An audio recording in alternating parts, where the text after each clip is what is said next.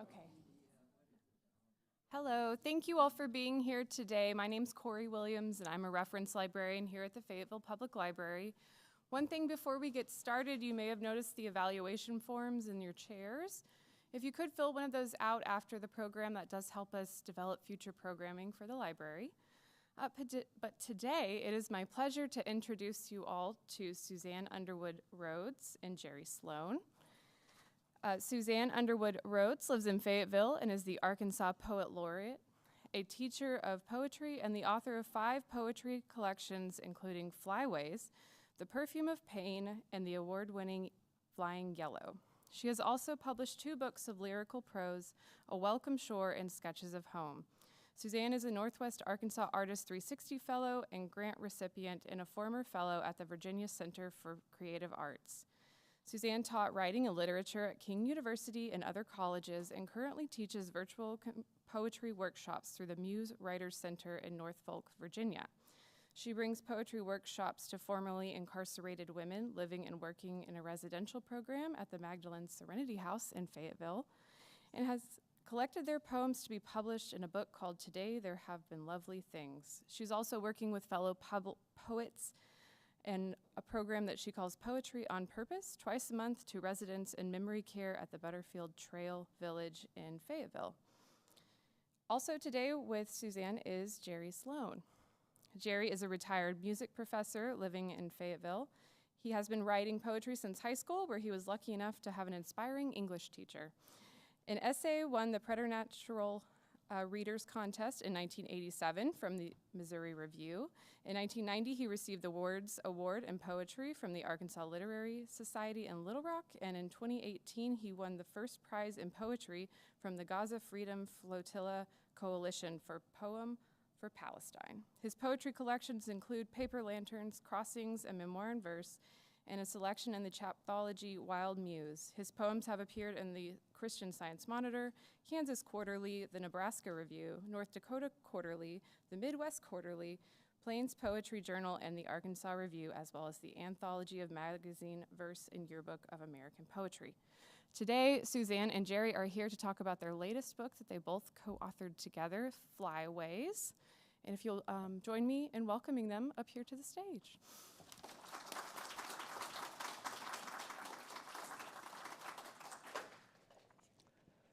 As a career musician, I've always been bothered by this gulf between the audience and the performer. So I'm going to be like a strolling violinist and just get out here and mix and mingle. And if it's too loud, I'll take a few steps back. But I appreciate your being here. I could easily talk for 10 minutes about the genesis of this project, but I'd rather get to the poems at hand. And I realized a couple of years ago that I had over 100 poems that dealt with birds in some form or fashion. And it was a torture to try to narrow it down to the 15 poems that are in this book. But they're short poems, as most of my poems are, and I think I'm just going to read it straight through as if it was Mussorgsky's Pictures in Exhibition or something, as if you were strolling through an art gallery and stopping to look at each picture. And then after I finished, I may say a few words, or I think we're planning a Q&A, and I don't know if you want to do that between readings or just go ahead and do both readings and open the floor. So. Anyway, we were attending a poetry reading at the Farmington Public Library, seems like about a year and a half ago, and I wandered back into the stacks and stumbled across this enormous book by George Dombeck of his paintings, a huge coffee table book that the U of A Press did 10 years ago. And it was too big to fit into the shelf, so there it was with this beautiful bird picture, and I thought, I've got to use that for this project, you know. And went to meet George and his assistant, Emily English, and they were very cooperative about letting us use several images. So I thought of this, being a career musician, as a collaboration. You know, I spent a career sitting in the back of bands and orchestras. I'm not a concert pianist, you know, and it makes me uncomfortable to be the soloist in anything. So I thought, how can we make this into a string quartet? So I'm a violinist, and Suzanne's a violinist, and Patsy Watkins, who designed this lovely tome, she's the violist, if you don't mind. I know there's a lot of viola jokes out there in music world. And then George, bless his heart, is the cellist, you know, the foundation of all this with these lovely images.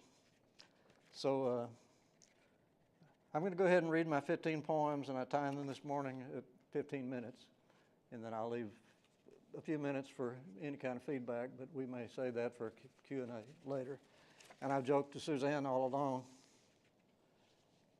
that I'd be her warm-up band, so I'm honored to provide that function. Flyways is a little too close to comfort to the new brewery in town, Flyway, but it's singular and we're plural.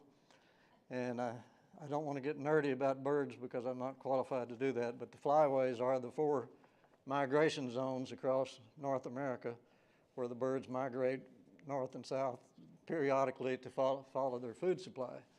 You know, if they linger too long in winter, they don't have any food.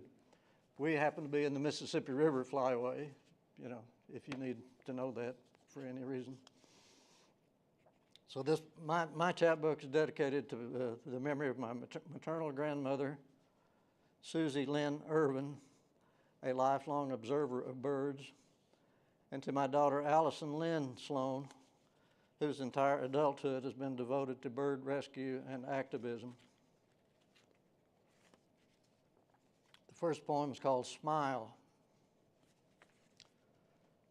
The robin that wakes me each day at dawn sounds irrepressibly cheerful, even after having its young picked off one by the neighborhood raptor. Too easy to project human feeling on creatures we barely understand. Even Beethoven in his deafness set Schiller's Ode to Joy after being deprived of his most vital sensory organ. The Dalai Lama in exile learned that forming his mouth in a smile released a powerful feel-good chemical. Chaplin's Little Tramp got us through the Great Depression by waddling into the vanishing point to the tune he wrote for his masterpiece, Modern Times, a song called Smile.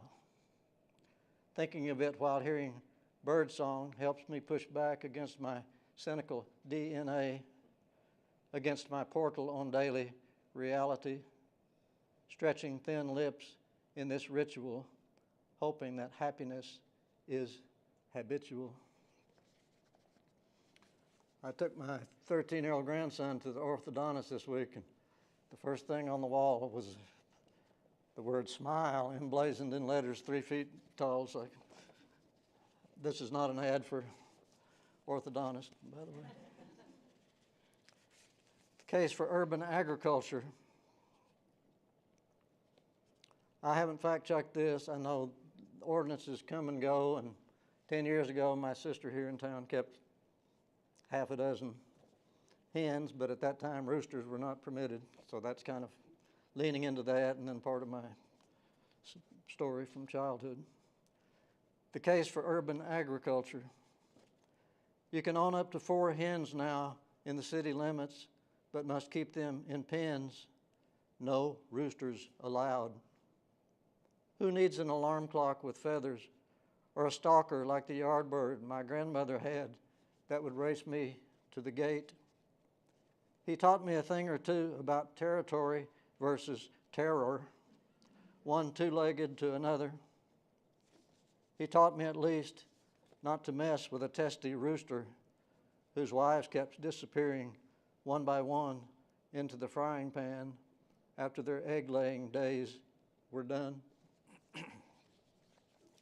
Had a younger reader that wagged a finger at me and said that was too Mormon, you know, characterizing a rooster that way. But I'm sure that he thought that about his flock of hens. Process of elimination. It's a brief epigraph from Leonardo's notebooks. Described the tongue of a woodpecker. Genius though he was, he must have devised a list of everything he knew it was not, guessed or else dissected just to press his boundless quest. It could not just be gray or pink, unfurl like a frog's or fork like a snake's. It could not just be the source of endless prevarication as in humans. and it couldn't be less than excellent at sorting out grubs and assorted worms, whether in morning or at eventide, arriving divested of lexicon at a nest of hungry fledglings. Parameters. Ornithologists admit they don't know all the reasons for bird song. For example, a female will sit on the nest and sing a lullaby to her unhatched offspring, and reportedly they will respond in kind, faintly testing parameters the way they will later test unfledged wings against the atmosphere, the habit we all must share while scolding, cajoling, fluttering, striving to rise, to inherit the air.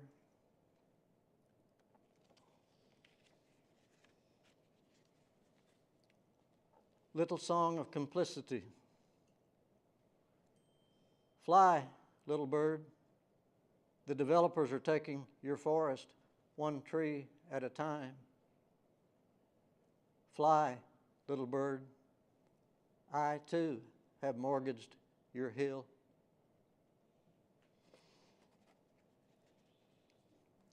Come Again, Carolina Wren, dedicated to my daughter Allison, who lived in North Carolina for 10 years, so kind of leaning into that.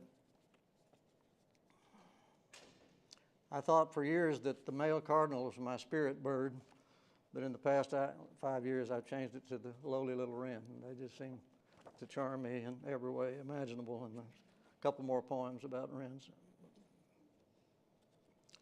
Can a lone wren depend on the kindness of strangers to get us through the winter, hopping about, reconnoitering the changeable terrain? Or is it we who depend on this nervous bird for stability, this skittery citizen intent on scouting its environment? If I were on the other side of this window looking in, too old or lazy to migrate, what would I see? An aging man in a woolen sweater, equally uncertain of the future, restlessly foraging for words instead of silage, as if their sustenance might help to make the daily sideshow pass, or help me recognize my own reflection in the double glass.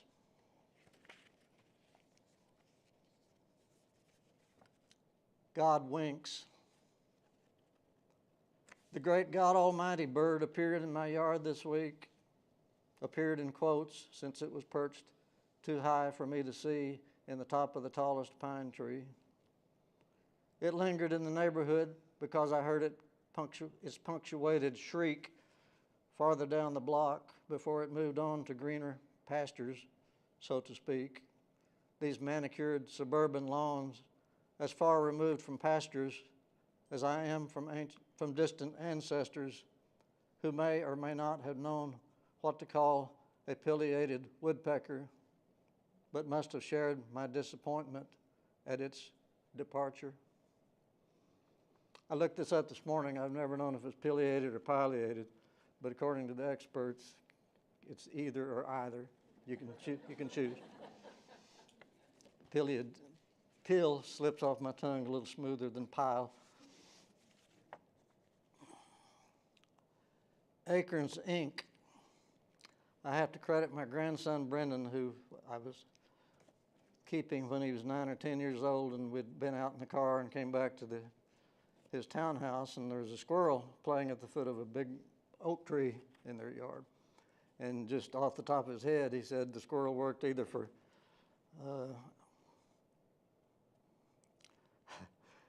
Acorns Inc. or Nutco, I think was the two words he came up with, and I thought that was brilliant stand-up comedy as far as that goes. So I have to credit Brendan for the title, Acorns Inc., I-N-C, period, as if it were a corporation. Blue jays are stewards of the oak trees in my yard, caretakers of the acorns competing to colonize the squirrels. Only recently did I learn that jays possess an elastic esophagus and can store up to several acorns at a time, not to eat, but to germinate in locations far from the parent tree. So you could say the jay is performing a community service. The price we pay is suffering its raucous squawk, surely the most unmelodious after the crow. But I have grown more reverential, learning of services this essential.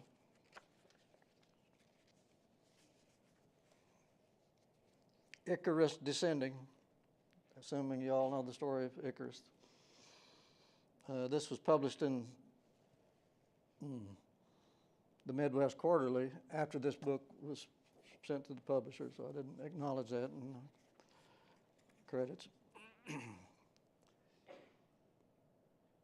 This was written in an airplane, by the way, 30+ thousand feet, looking down on the clouds. And so this was constructed from notes that I took after that experience in a Boeing 737.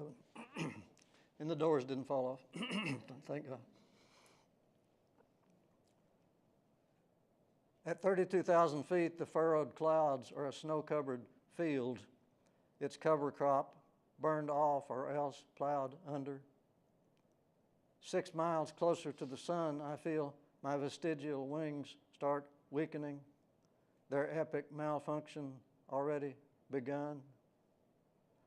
Where was the hesitation that might have prevented such disgrace of children gathering singed quills in the stunted grass?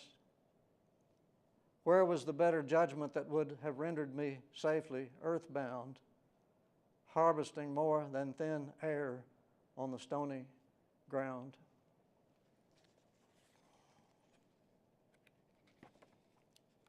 The next poem is Moving Forward to, as in the Roman numeral 2, ekphrastic after Hisai Yale. Hisai, I don't want to put her on the spot, but she's my neighbor who has a master's degree in art from the U of A, and she had a painting made during COVID lockdown on display at Walton Arts Center, and I think Peter, what's his name, ended up buying it. I don't know if it's for his home or if it's still at the art center. You know, the guy that runs the Walton Art Center. So it was a major coup for her, but it also inspired me because it was just kind of an abstraction of bird feathers called Moving Forward to.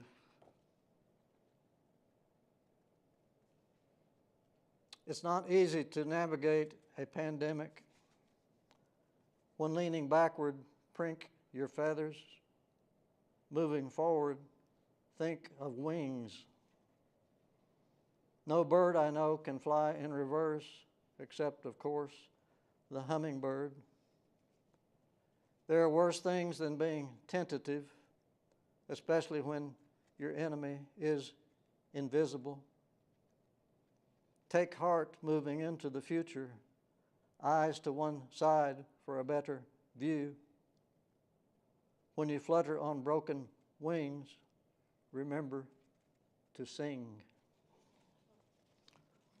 Thank you.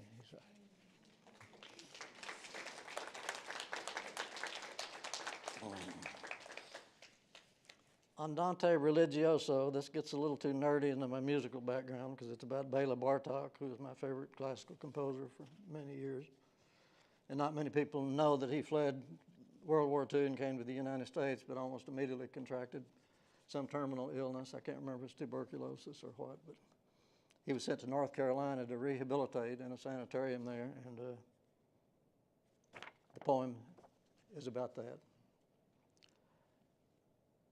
Chances are the greatest living poet doesn't speak English.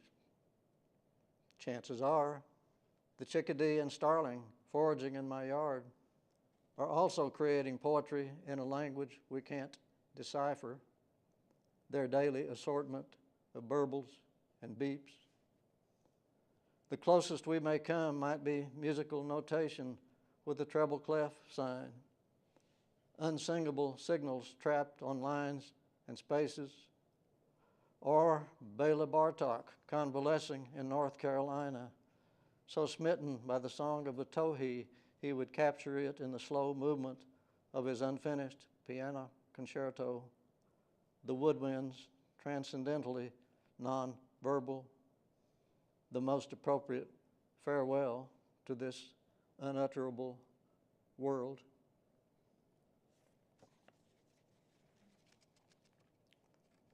The next poem is Because We Must. A single male bluebird forages in fallen leaves, then rises to the barren branch of a nearby tree whose buds will not be opening again until spring. His song, charmingly uncertain as that of some random human lucky enough to be in proximity, thrilled to share the stage with a fellow songster. This is it, we shyly warble, this life so unexpectedly brimming over.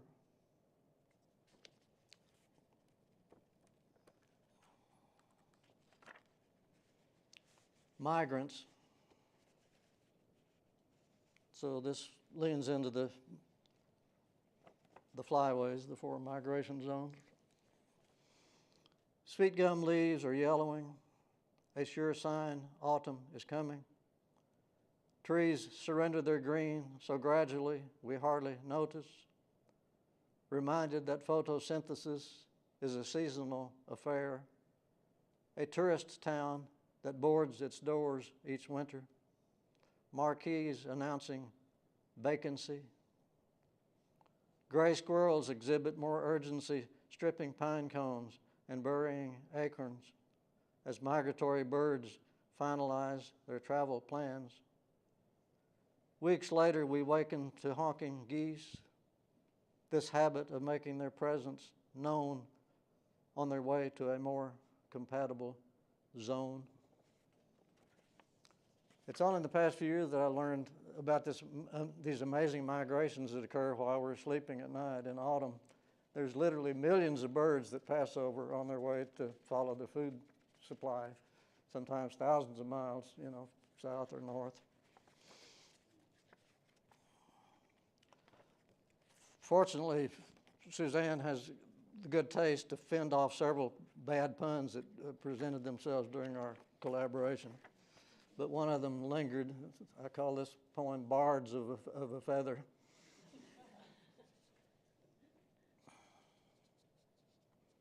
I think one of the early titles of the book was Winging It, and that was unacceptable to Suzanne. A couple others that I won't admit to. The wren is my friend, feathered alarm clock in the scrubby shrub outside my window. So tiny and irascible, like us poets who don't know our own limitations and probably wouldn't admit them if we did. But hey, it's okay. Someday we'll shed our skin and fly away. My favorite gospel song is I'll Fly Away, so that leaked into that poem, I think. The closer is Assisi is everywhere. A wren comes near, then surprises me by hopping on my bare feet, seated on the lower deck in my easy chair. An unprecedented gesture, to be sure. A visitation, my daughter calls it. Maybe this is how St. Francis felt before becoming a lawn ornament, to be thus affirmed with unblinking trust, to be so singled out. But as I watch the wren splash in the bird bath with such unabashed pleasure, I wonder if he is my teacher, sent here for life instruction, tuition free. The same way I descend from my flimsy limb for this cleansing baptism, this poetry.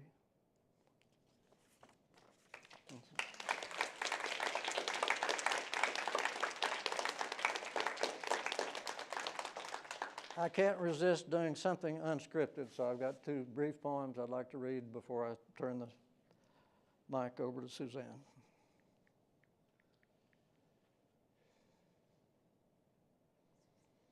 I don't want to put her on the spot, but my neighbor Emily Yale is here, and I've written a couple of poems for Emily, including one that was published 6 years ago now, Time Flies. It was published in the Heartland Review. It's called For Emily Turning 6. And so this one I've just put an ad hoc title on, For Emily, my 12-year-old neighbor. Emily, you want to stand up and show them who you are?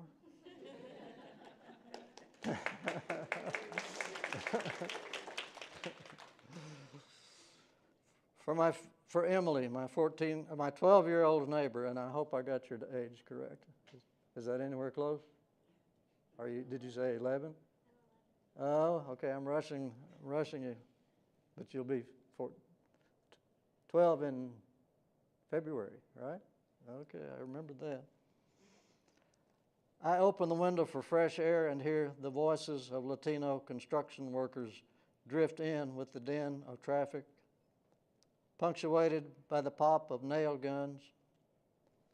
I think of Emily's query from our recent encounter, whether I am a, quote, nature poet, unquote, and I dodge by saying, yes, but there's also human nature, not just the natural world. She says she has writer's block for poetry, so I tell her don't think of it as poems. Just think of it as observations, then write them down in her notebook. That way they may become poems later. She says she does this already, so we move on to other topics like swimming and her dogs, Vinny and Loki, how spoiled and needy the latter has become, how noticing that is almost like a poem.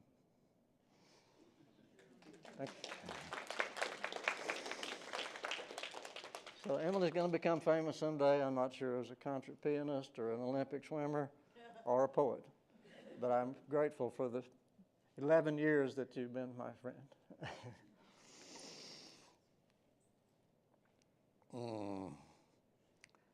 And I think this is so recent that I feel like I'm on very thin ice, sharing it in public, but that's my long-time habit. It's called Portrait in a Broken Mirror, probably echoing John Ashbery's book, Self-Portrait in a Convex Mirror, that won the Pulitzer Prize and all kinds of awards back in whenever that was.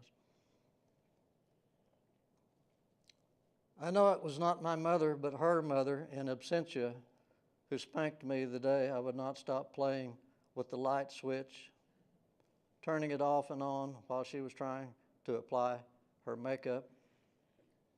Not my mother, but her mother, who would yank a switch from the nearest tree and spank my mother's bare legs for some imagined provocation, learned behavior to punish any apparent disobedience.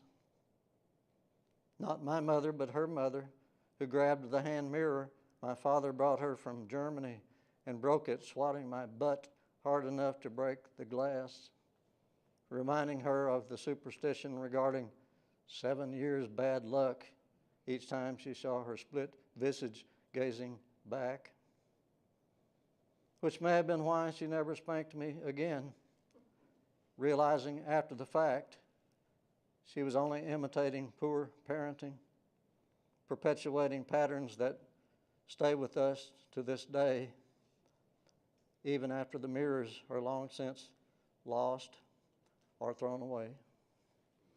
Thank you.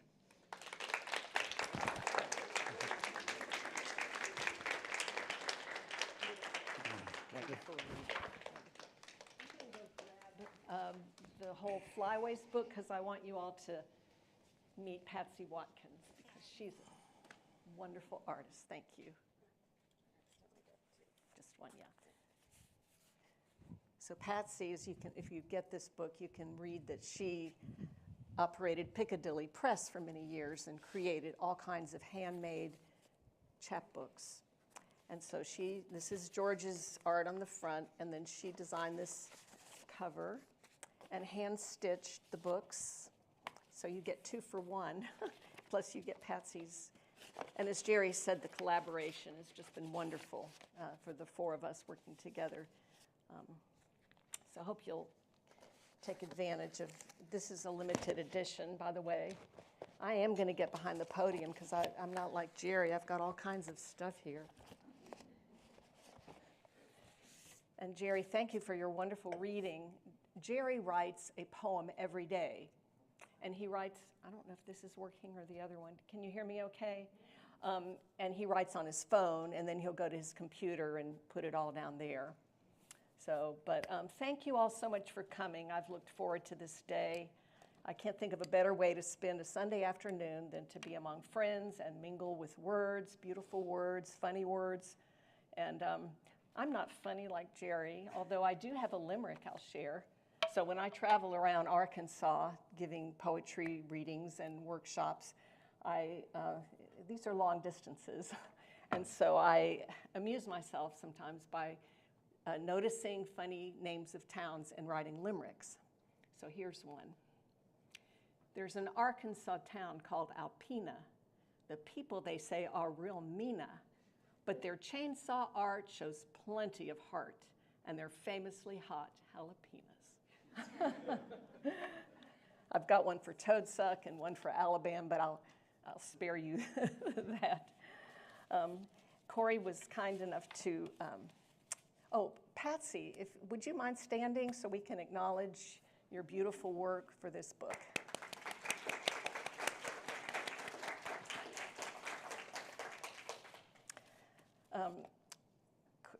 Corey, thank you so much for arranging this wherever you are or went.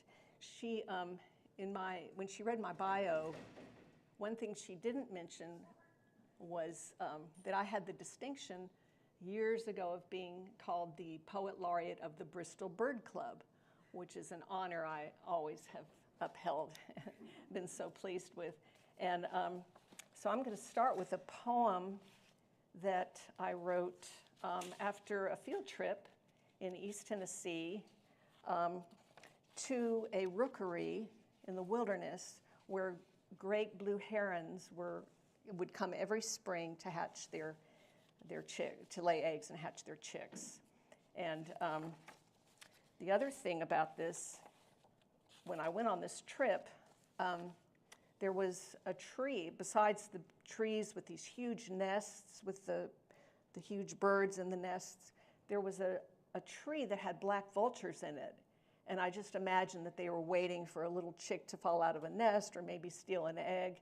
And it always reminds me of that scene in Paradise Lost when Satan takes the form of a toad and he's sitting outside the garden and he's looking with great envy at the love and between Adam and Eve and the paradise that they were enjoying. And that's what these black vultures kind of reminded me of, but they have their share too, I guess, in the scheme of things. So this is the herons of Clay Island. The sky fell, then lifted on watery wings. Great blue windsocks of birds flapping back and forth with kindling in their beaks for the fire that welds wings secretly each spring in trees over the Holston River. Some were brooding and looking out, their necks quizzical and quick, their heads sharp as Egyptian figures, but not seeing us, the bird club, cumbrous in boots as we set up, calling out names of birds netted in lists, a kind of receipt for the life's looking. I couldn't get enough through a scope, so I left the group and wandered down the bank and hid in a bush to be near the sad song of the white-throated sparrow, near the tree of black vultures, to be blind while the rookery emptied and filled with wings, whispering worldly wings. And then I went on another field trip to a banding event also in Tennessee. And you have the ornithologist, you have a team, they weigh the bird, the ornithologist blows on the breast to see the fat content, and then they band the bird. Oh, and he has tweezers, so he picks like the mites out of the head and then releases them. And so this poem is inspired by that experience. I like poems that are about one thing, but they're really about something else. This is called Banding. The nets of God hang in every wild place to catch the unwary migrant, one with a skull still soft, the journey barely started, another to fall from the sky on the 10,000th mile. But when he holds one of those small, terrified bodies like a jewel between his thumb and forefinger and unfans the wing to measure it, secretly admiring the bars he conceived to catch his own hungry eye, and the little claw foot he rings with a coated band that numbers the feathers and weds him forever to the pulse in his palm that recalls his own heaving heart the day he flew into a net and hung there thirsting in the woods where only a wasp moved, flicking cobalt wings. When he lets go, when he flings what he has marked into emptiness, he follows the speck with his eye to South America and farther, to white, unmapped fields known intimately in the mind of one who flies. One thing to guard against is habitual sight. As we live our lives, things can become so common, so habitual that we don't see them at all. So writing poetry, for me, is a good way of refreshing my vision. And so this poem is called Robins. Tame, almost, and common as clay, the robins bestrew our lawns and whistle in sycamores well beyond dusk. Unfazed by revving cars or raucous crows, they sing to the third heaven where I figure better ears than ours applaud their arias. Before dawn, the bards fish in dew-starred earth, hatched red from the early sun, but with night on their wings. Seen like this, how rare they are.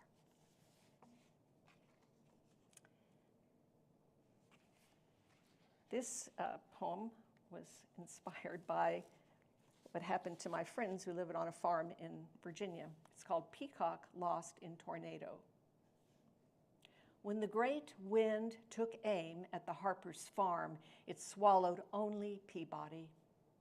The barn was damaged, implements twisted, but not a hair on a head was lost, only Peabody's feathers. Later that day, a rainbow.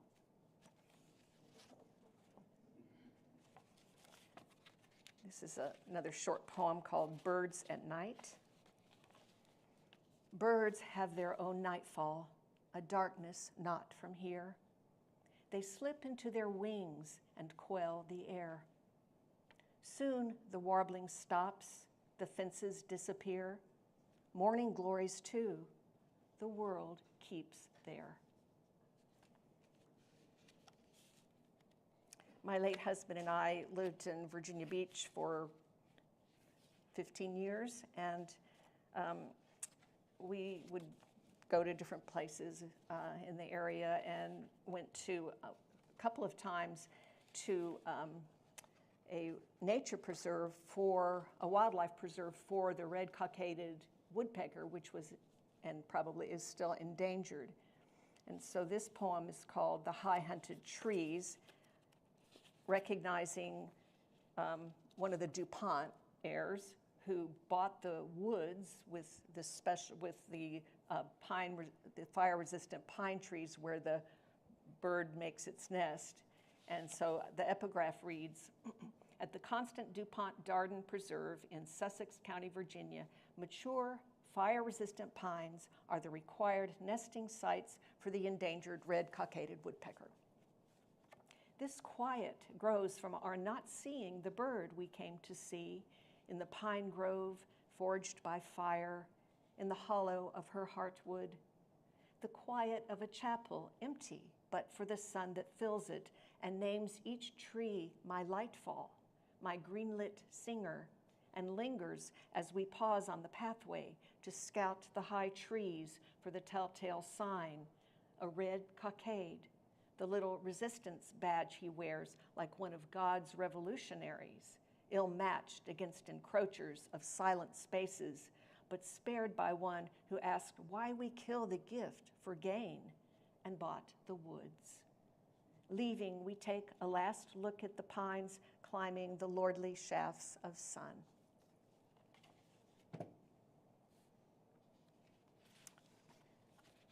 This next poem is called Missing Persons, and I have to give credit to Jerry for coming up with the title because I was so stuck I couldn't think of a good title. And he said, Missing Persons. I said, that's it.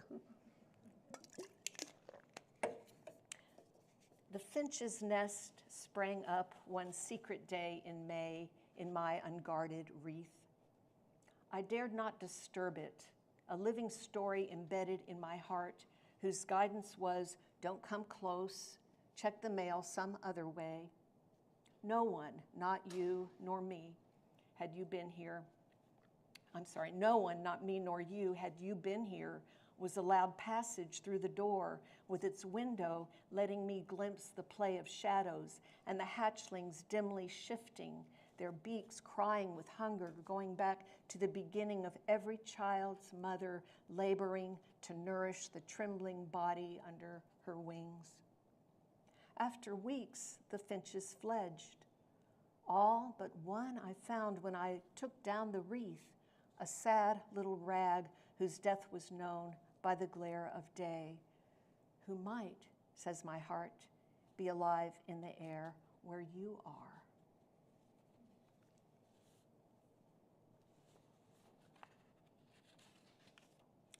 The owls in town are amazing. The barred owls, the great horned owl.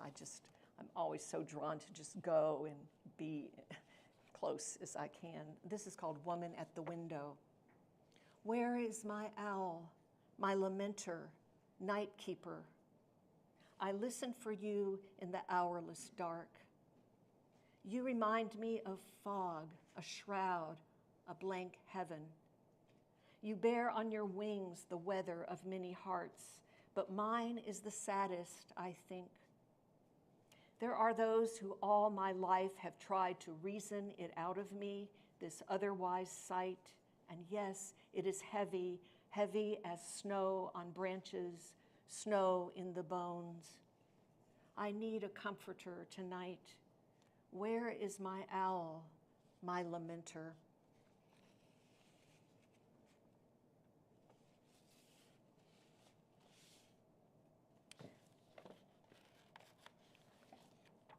This is another book called Flying Yellow, and it has a poem that's not in here, but I wanted to read it, another bird poem called Intercessor.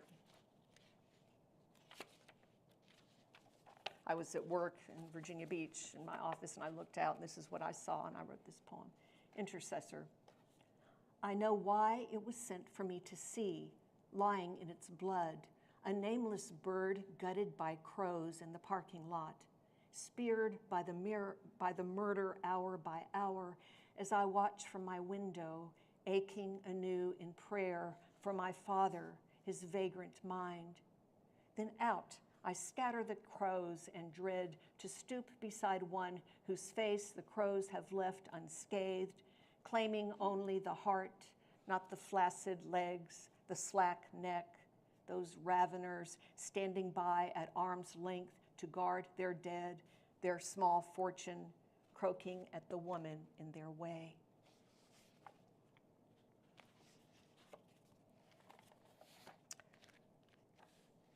This is the book that just came out along with Flyways, so that was quite a wonderful surprise for the summer, a gift.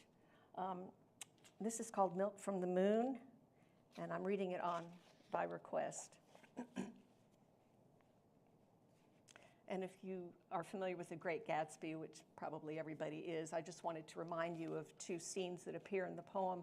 One is when Daisy goes to Jay Gatsby's mansion, and so he takes her to see this huge closet full of shirts imported from England shirts of every variety and fabric and texture, and she begins to sob as she puts her face into the shirts.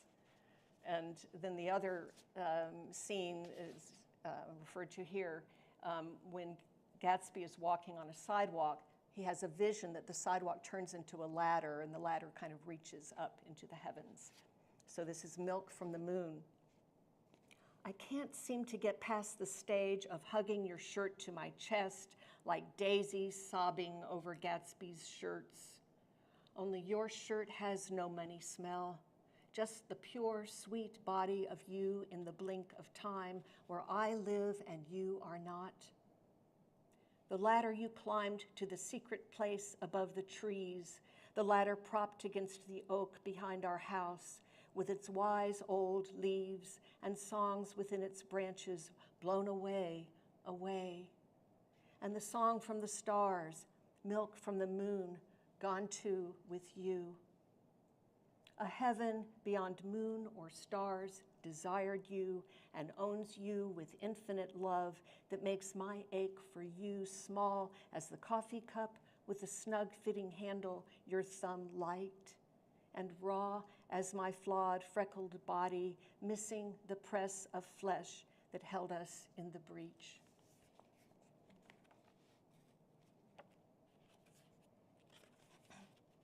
There's a reference here, of course, to Blaise Pascal, the genius mathematician. It's called Words Like These. I keep talking, I don't think this one matters. It's my comforter. Words like these. You are stitched into my heart's seams like Pascal's words of ecstatic vision sewn into his jacket found after he died. Only you and I weren't vision, but flesh fused for the gift of late years, when passion melted to honey of patience, slow and pure, you waiting without annoyance for me to step into the car, making us late, or your hand lingering on my face, the eyelids, lips, and other skin, knowing me ever more dearly all those nights forever lost. You're in ecstasy of heaven now, but God, these stitches hurt. The wound splits open with the smell of talc under his sink, with words like these.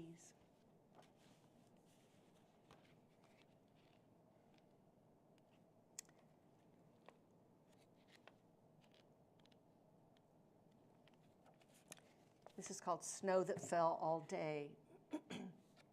Tonight, home from the writer's retreat and warm in bed, I say the light filling our room couldn't be the neighbors, as you suggest. They're gone, the boy, his mother, and his dog. But we both know memory's a magician and logic its vanishing coin. No, it's the snow, snow that fell all day, generously, a poem of snow, like manna to sate what's been starving inside, like the dog I loved and dream of in a constant dream where I forget all about her and find her dying in the basement without water or food. But in this light, I believe she's okay. Tonight, listening to my life in the cocoon of you and me and the heaven-cast light, my drifting image is the small blonde boy who couldn't speak with sense, but who, in the days he lived here, dragged fallen branches too big for him and built an enormous poem of wood in the yard behind ours, left to the house and the snow.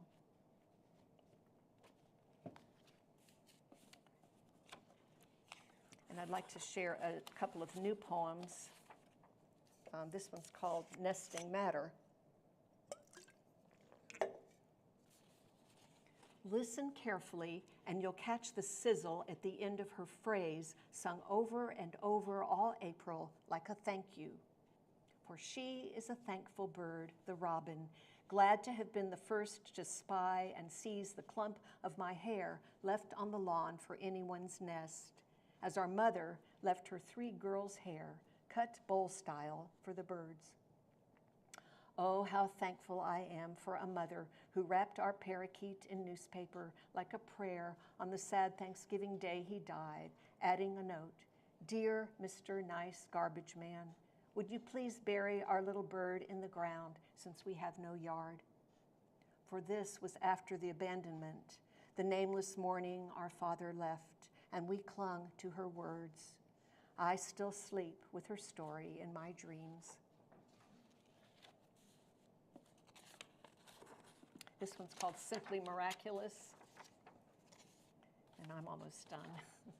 Simply miraculous. What a tail he has, my long-haired Siamese. What flourish, his feathery censer so elegantly engineered it must be God-made. Fluid tail full of music, eyes fixed on my every move. How metrical his purring against my neck.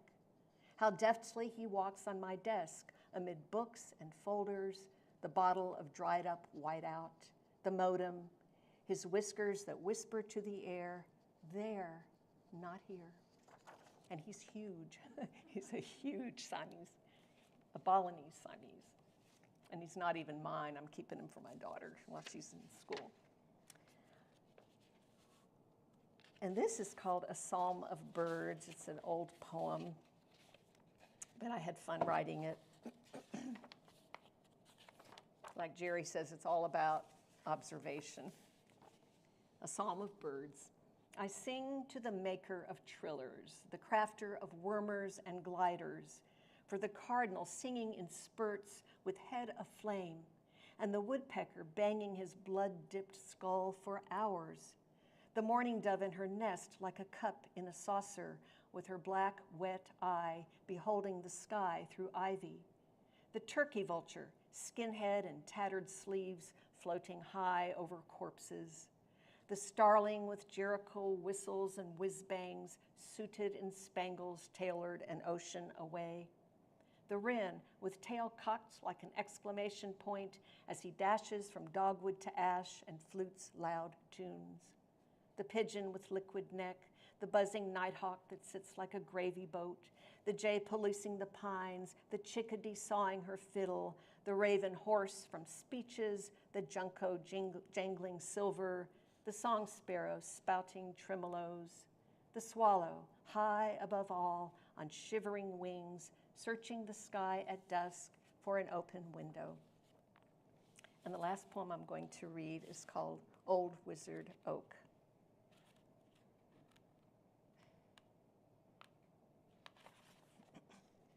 His brown, wizened ears stay affixed to the branches all the way to April. He hears the icy clatter of the first freeze that drives the squirrels off to huddle in secret. And then, when the branches pillow with snow, he hears not a single bird, nothing but a white hush and the woman in the house waking the fire to chase her lonely chill. Hears her talking to herself or an unseen other as she wraps her shawl over shoulders too small for such weight of loss. He can even hear her blink away tears, and he feels for her, would tell her the crocuses she planted by the tree are already warming in their corms deep in the earth, that his brown old ears will be green come late spring, and so will the world. But his voice was given to creatures that go. His art is listening to sighs, songs, and cycles of time. It was said long ago that he who listens loves most and draws all hearts to his own. Thank you.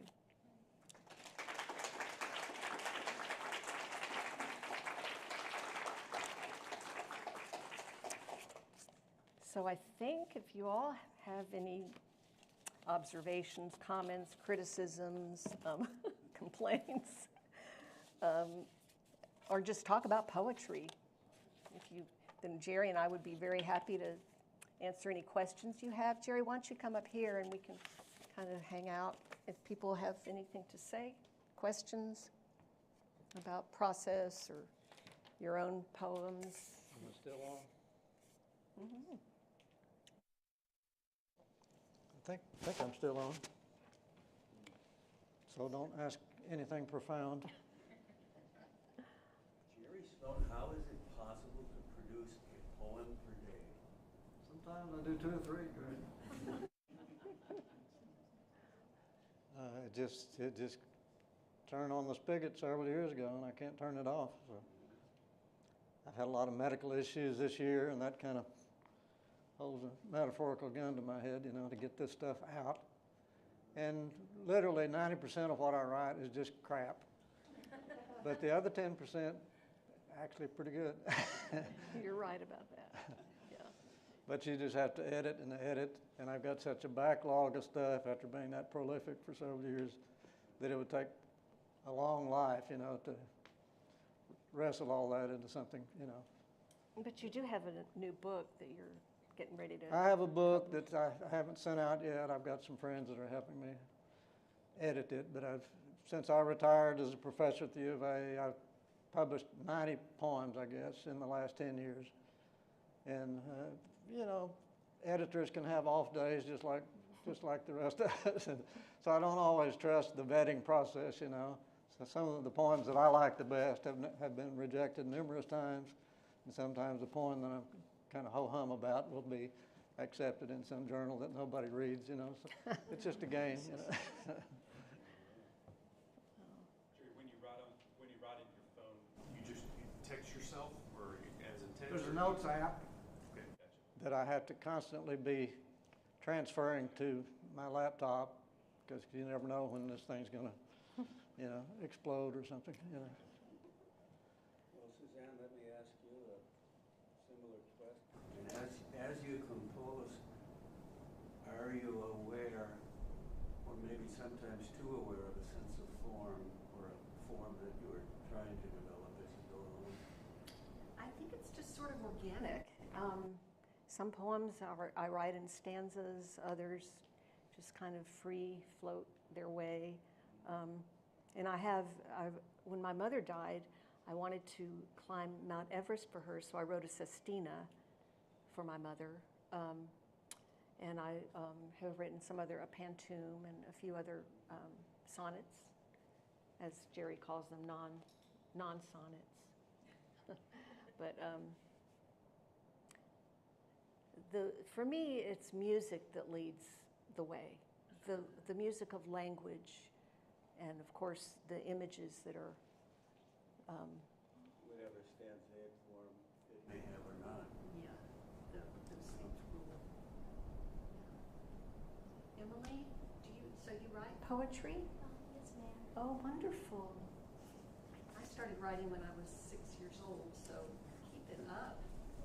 Yeah, maybe you'll be the poet laureate someday.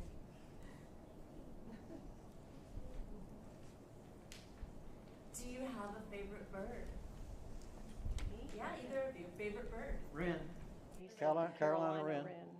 What is it you love about? I think I addressed that in at least 3 of my poems today. They're irascible, and I've seen them push birds twice their size away at the feeder and at the watering dish, They just totally, they think they own the mortgage on my property, I think. I love the Carolina wren too. I don't know which is my favorite because whatever bird I happen to be admiring at the time. But they're such little birds and they're so loud. That's what I think is so great. Unbelievable how many decibels they can put out, It's incredible. Yeah.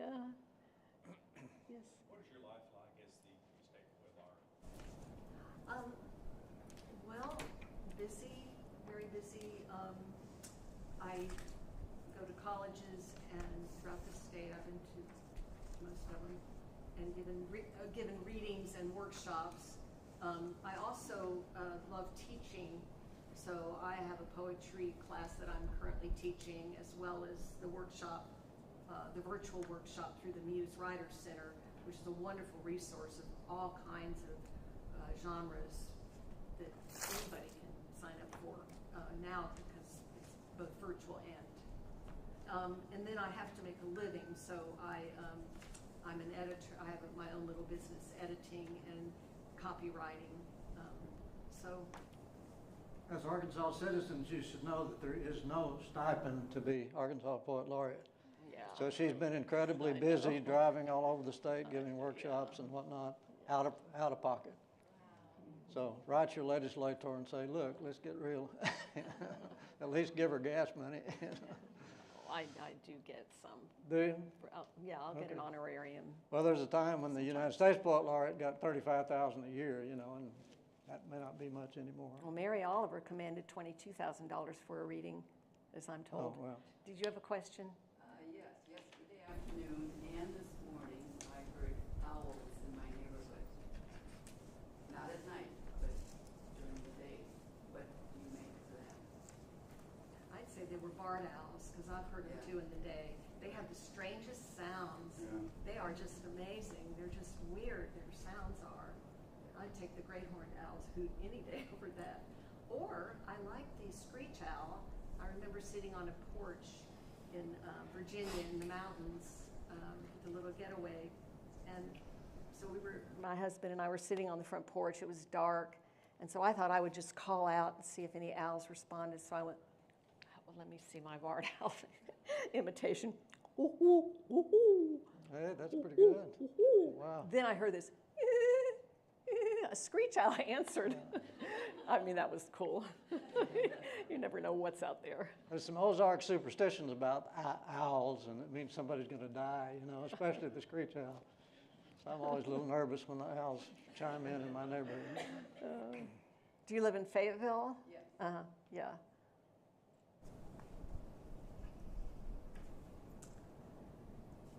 Thank you all